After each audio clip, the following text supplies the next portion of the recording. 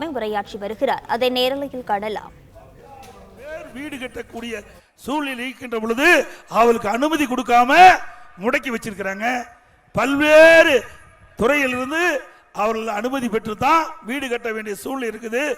அதிமுக ஆட்சிக்கு வந்த பிறகு இந்த 10,000க்கும் மேற்பட்டவர்கள் வீடு கட்டுவதற்காக அனுமதி கேட்டு விண்ணப்பித்திருக்கின்றீர்கள். அதையெல்லாம் முறையாக பரிசீலித்து தகுதியானவர்கள் அனைவருக்கும் அந்த வீடு கட்டுவதற்கு அனுமதி வழங்குவதற்கான நடவடிக்கை எடுக்கப்படும். அதிமுக ஆட்சி இருக்கின்ற வரைக்கும் வீடு கட்டுவதற்கு எளிமையாக நாங்கள் அனுமதி கொடுத்துட்டு இருந்தோம். ஆனா விடியா திமுக அரசு வேண்டுமென்றே திட்டமிட்டு நீலகிரி மாவட்டத்தில் இருக்கின்ற மக்கள் வீடு கட்டுவதற்கு அனுமதி கேட்டா அதை அனுமதியை மறுத்து இன்று வரை 10,000க்கும் மேற்பட்ட பேர் இன்றைக்கு வீடு கட்டுவதற்கு அனுமதி கேட்டு நிலுவையில் இருக்கின்றதை நேரத்தில் எண்ணி பார்த்து அடுத்த ஆண்டு நடைபெற்ற சட்டமன்ற தேர்தலில் அதிமுக வெற்றி பெற்று உங்களுடைய கோரிக்கைகள் நிறைவேற்றி தரப்படும். அந்த நிலுவையில் இருக்கின்ற அந்த வீடு கட்டுவதற்கான அனுமதி கிடைக்கும். இன்றைக்கு திமுக ஆட்சி எப்பொழுதெல்லாம் வந்தாலும் அப்பொழுதெல்லாம் விலைவாசி உயர்ந்துடும். இன்றைக்கு விடியா திமுக ஆட்சி வந்தவர்களுக்கு ஸ்டாலின் அவர்கள் முதலமைச்சராக தேர்ந்தெடுக்கப்பட்ட பிறகு விண்ணை முட்டுகின்ற அளவுக்கு விலைவாசி உயர்ந்து போச்சு. அரிசி விலை இதையெல்லாம் நான் புள்ளிவரமா சொல்றேன். இல்லைன்னா நாளை காலையிலேயே திமுக மீட்டிங் போட்டு அறிக்கை வெளியிடுவார்.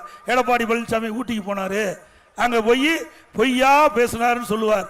அத்தனையும் இந்த மளிகை கடையில் வரும்போது நான் அருமை சகோதரர் நம்முடைய வேலுமணி அவர்கள் வாங்கி கொடுத்துருக்காரு. அதிமுக ஆட்சியில் விலைவாசி என்ன விலை, திமுக ஆட்சியில் விலைவாசி என்ன விலை, இதனால் விலைவாசி உயர்வால் ஏழை மக்கள் எந்த அளவுக்கு பாதிக்கப்பட்டிருக்க என்ற செய்தியை இந்த நேரத்தில் தெரிவிக்க விரும்புகிறேன். இன்றைக்கு அதிமுக ஆட்சியில் பச்சரிசி 1 கிலோ இன்றைக்கு 40 ரூபாய்க்கு வித்துக்கிட்டு இருந்தது. இன்றைக்கு திமுக ஆட்சியில் 77 ரூபாய்க்கு விற்குது. 1 கிலோ அரிசி 77 ரூபா. பொன்னி புழுங்கல் அரிசி 1 கிலோ அதிமுக ஆட்சியில் 50 ரூபா, திமுக ஆட்சியில் 72 ரூபாய்க்கு விற்கிது, 22 ரூபா அதிகம். இட்லி புழுங்க அரிசி 1 கிலோ அதிமுக ஆட்சியில் 30 ரூபா, இன்றைக்கு திமுக ஆட்சியில் 48 ரூபா. கடல் எண்ணெய் 1 கிலோ அதிமுக ஆட்சியில் 130 ரூபா, திமுக ஆட்சியில் 190 60 ரூபா 1 கிலோவுக்கு அதிகம். எல்லாமே கடல் எண்ணெயை பயன்படுத்தி தான் நம்முடைய உணவுப் பொருள் நம்ம தயாரிக்கிறோம்.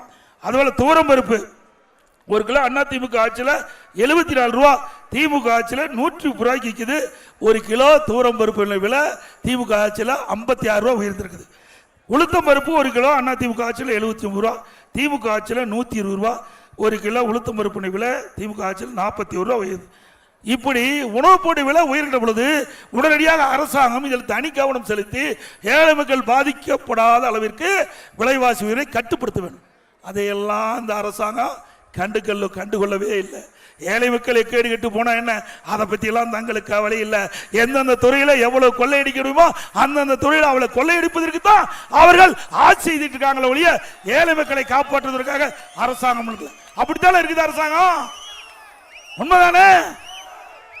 இதே அதிமுக ஆட்சி இருக்கின்ற பொழுது இப்படி விலைவாசி உயர்கின்ற பொழுது அந்த விலைவாசியை கட்டுப்படுத்துவதற்கு அந்த விலைவாசி கட்டுப்பாடு நிதி என்று 100 கோடி ஒதுக்கி வச்சிருந்தேன். ஏன்னா இந்த ஏழைகளுடைய கஷ்டத்தை புரிந்த அரசாங்கம் அதிமுக அரசாங்கம். ஏழைகளுக்காக தொடங்கப்பட்ட கட்சி அதிமுக கட்சி. ஆகவேதான் எப்பொழுதெல்லாம் ஏழைகள் பாதிக்கப்படுகிறார்களோ அந்த ஏழைகள் பாதிக்கப்படாத அளவிற்கு அதிமுக ஆட்சி செய்தது. ஆகவே இன்றைக்கு அதிமுக ஆட்சியில் எந்த உணவுப் பொருள் விலை அதிகமாகுதோ அந்த உணவுப் பொருள் எந்த மாநிலத்தில் விலை குறைவாக இருக்குதோ அந்த மாநிலத்துக்கு சென்று நம்முடைய கூட்டுறவுத்துறை அதிகாரிகள் அந்த உணவுப் பொருளை கொள்முதல் செய்து நம்முடைய தமிழகத்தில் அதை விற்பனை செஞ்சு அந்த விலை உயர்வை கட்டுப்பாட்டுக்குள் வைத்த அரசாங்கம் அதிமுக அரசாங்கம். திமுக அப்படியே நடக்குது. அந்த கூட்டுறவுத்துறையில ஊழல் உங்களுக்கு நல்லா தெரியும். அதிமுக ஆட்சி இருக்கிற பொழுது பொங்கல் தொகுப்பு கொடுத்தோம், பிரமாண்டமான பொங்கல் தொகுப்பு கொடுத்தோம். அதுவும் தைப்பொங்கல் என்று எல்லா குடும்பத்துக்கும் 2,500 ரூபாய் கொடுத்தோம். எல்லா குடும்பத்துக்கும் 2,500 ரூபாய் கொடுத்தோம். திமுக ஆட்சியில் 21 பொருள் கொடுக்கறன்னு சொன்னாங்க.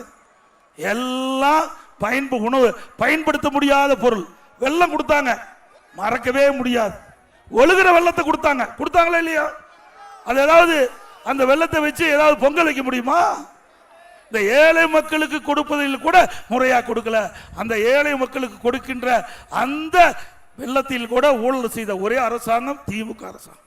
இன்னைக்கு திருவண்ணாமலை மாவட்டத்தில் 2 டன் வெள்ளம் அதுக்கு பயன்படுத்த முடியாது என்று நிராகரித்தார் அந்த மாவட்ட ஆட்சித்தலைவர். அப்படி பல இடத்துல இன்றைக்கு இந்த பொங்கல் தொகுப்பு கொடுப்புன்னு சொல்லி அந்த வெள்ளமெல்லாம் பயன்படுத்த முடியாத நிலை இன்றைக்கு ஒரு பெண்மணி ரேஷன் கடையிலிருந்து அந்த பொங்கல் தோப்பு வாங்கிட்டு போறாங்க, அந்த வெள்ளத்தை தூக்கிட்டு போறாங்க, ஒழுதுகிட்டே போகுது. பிறகு அந்த அரிசி எடுத்து பார்த்தா அதுல எல்லாம் வண்டு இருக்குது, வண்டு புழுவெல்லாம் இருக்குது, புளி பயன்படுத்த முடியல. இப்படி ஏழைகளுக்கு கொடுக்கப்படுகின்ற அந்த பொங்கல் தோப்பில் கூட ஊழல் செய்கின்ற அரசாங்கம் தொடர வேண்டுமா? தொடர வேண்டுங்களா? அதுவே ஏழை கொடுக்கிறோம், அவங்க கஷ்டத்தில் இருக்கிறாங்க. அப்படிப்பட்ட கஷ்டத்தில் இருக்கிற மக்களுக்கு அரசாங்கம் தரமான பொருள் கொடுத்து அவளை வாழ வைக்கணும். அது அதிமுக ஆட்சியில பொங்கல் தோப்பு கொடுக்கப்பட்டது. அதுதான் ஏழைகளை வாழ வைத்தது என்பதை நேரத்தில் தெரிவிக்க விரும்புகிறேன். சொல்லிட்டேன்.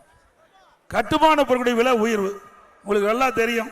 இனிமேல் திமுக ஆட்சியில் வீடே கட்ட முடியாது. கட்ட முடியுமா? இனிமேல் வீடு கட்டுறதா கனவுல கட்டிக்கலாம். இரவுல நல்லா தூங்கும் போது அழகா வீடு கட்டுறத கனவுல கண்டு மகிழ்ந்துக்கலாம். நனவுல கட்டவே முடியாது, நிஜத்துல வீடு கட்ட முடியாது. இன்னைக்கு அதிமுக ஆட்சியில் இன்னைக்கு ஒரு யூனிட் எம்சாண்ட் 3000 ரூபாய்க்கு வித்தது. இப்போ ஒரு யூனிட் எம்சாண்ட் 5500 ரூபாய்க்கு விற்குது. 2500 ரூபா ஒரு எம்சாண்ட், ஒரு யூனிட்டுடைய விலை 2500 ரூபா அதிகம். அதே மாதிரி ஒரு யூனிட் ஜல்லி அதிமுக ஆட்சியில் 2000 ரூபாய்க்கு வித்தது. இன்னைக்கு திமுக ஆட்சியில் 4500 ரூபாய்க்கு விற்குது. ஒரு யூனிட் ஜல்லி 2500 ரூபா அதிகம். ஒரு டன் கம்பி அதிமுக ஆட்சியில் 40,000 ரூபா, திமுக ஆட்சியில் 70,000 ரூபாய்க்கு விற்குது. ஒரு டன் கம்பியுடைய விலை உயர்வு 30,000. ஒரு செங்கல் அதிமுக ஆட்சியில் 6 ரூபாயிலிருந்து 8 ரூபா இருந்தது, திமுக ஆட்சியில் 8 ரூபாயிலிருந்து 12 ரூபா உயர்ந்து போச்சு. அதே போல சிமெண்ட் அதிமுக ஆட்சியில் வெளி மார்க்கெட்டில் 240 ரூபா, திமுக ஆட்சியில் வெளி மார்க்கெட்டில் 350 ரூபா. ஒரு மூட்டை சிமெண்ட் 110 ரூபா விலை உயர்வு. இவ்வளவு விலை உயர்ந்தா எப்படி சாதாரண மக்கள், ஏழை மக்கள் வீடு கட்ட முடியும்? கட்ட முடியுமா? நீங்களே இவ்வளவு விலை உயர்வு. இதெல்லாம் என்ன காரணம்? எல்லாத்திலையும் கமிஷன். கமிஷன், சிமெண்ட் மூட்டையில கமிஷன், கம்பியில கமிஷன். அதுபோல இப்போ ஜல்லி, இன்னைக்கு ஜல்லி எம்சாண்ட் உற்பத்தி பண்ணோம்னா ஒரு டன்னுக்கு 100 ரூபா லஞ்சம் கேட்கிறாங்க. திமுக இந்த 2 நாளா எல்லா குவாரி உரிமையாளரையும் மிரட்டிட்டு இருக்காங்க. திரு ஸ்டாலின் அவர்களே, வேண்டுமென்றே திட்டமிட்டு ஏழை மக்கள் ஏற்கனவே கஷ்டப்படுத்திட்டு இருக்கிறீங்க. இன்றைக்கு இந்த கட்டுமான பொருட்கள் விலை விண்ணை முட்டுகிற அளவுக்கு உயர்ந்து போச்சு. மேலும் ஒரு யூனிட்டுக்கு 450 ரூபா, ஒரு டன்னுக்கு 100 ரூபாய்னா 4 டன் ஒரு யூனிட் ஜல்லி உற்பத்தி ஆகும். அப்படின்னா ஒரு யூனிட்டுக்கு 450 ரூபா லஞ்சம் கேட்டான். இந்த லஞ்சத்தை எப்படி வாங்குவாங்க? விலை உயர்த்தி தான் மக்கள்கிட்ட வாங்க முடியும். ஆக திமுக அரசாங்கம் இதை கைவிட வேண்டும். இல்லாவிட்டால் சட்டப்படி அடுத்த ஆண்டு ஆட்சி அமைந்த பிறகு இதெல்லாம் எந்தெந்த அதிகாரிகள் தலையிட்டார்களோ, இதுக்கு யாராரு சம்பந்தப்பட்டார்களோ அவர்களெல்லாம் சட்ட நீதியாக நடவடிக்கை எடுக்கணும். நேற்று தினம்